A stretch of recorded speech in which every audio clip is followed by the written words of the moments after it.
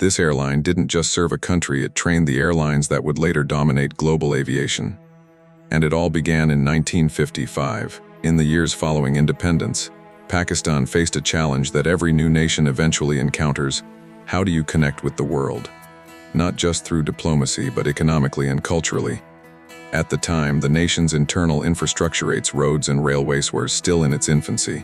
But to establish a global presence, Pakistan needed something faster.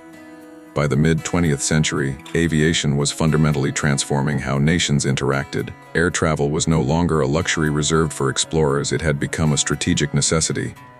Countries with strong national carriers possessed something invaluable: visibility, influence, and direct access to the world stage.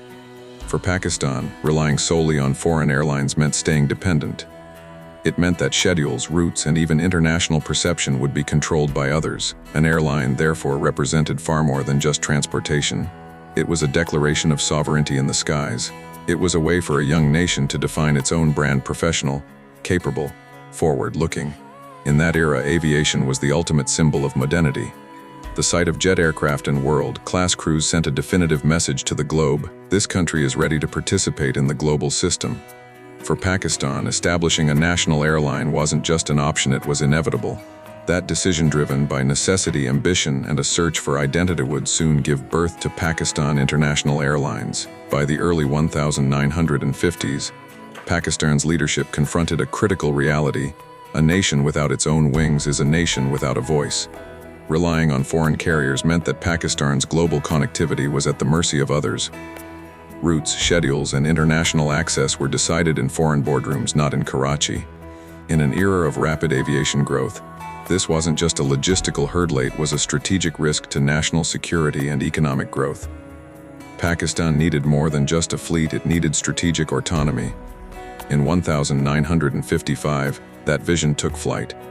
Pakistan International Airlines (PIA) was established not as a mere commercial experiment, but as a definitive national project. The mission was bold and uncompromising: to bridge the gap between East and West, and to connect Pakistan to the world on its own terms. With its mandate clearly defined, Pakistan International Airlines (PIA) transitioned rapidly from a bold vision to flawless execution. The first priority was establishing credibility, recognizing that an airline could not survive on ambition alone. It required world-class aircraft, highly trained crews, and rigorous operational discipline. In those formative years, PIA focused on building a rock-solid professional foundation. By recruiting experienced pilots and engineers and adopting international aviation standards from day one, the airline set a high bar for excellence. Strategic route planning was key. PIA's initial flights connected Pakistan's major cities to vital regional and international hubs, making the world more accessible. However, the true heart of their success was reliability. With a focus on consistent service and on-time departures, the airline began to earn the public's trust. By the late 1950s, PIA had achieved a feat few new national carriers could claim: it was operating profitably. Even more impressively, it had earned global respect.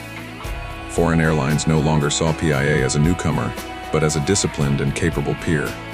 For Pakistan, these early successes validated the monumental decision made in 1955.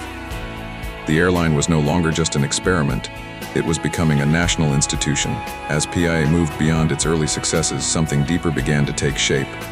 The airline was no longer focused solely on expansion.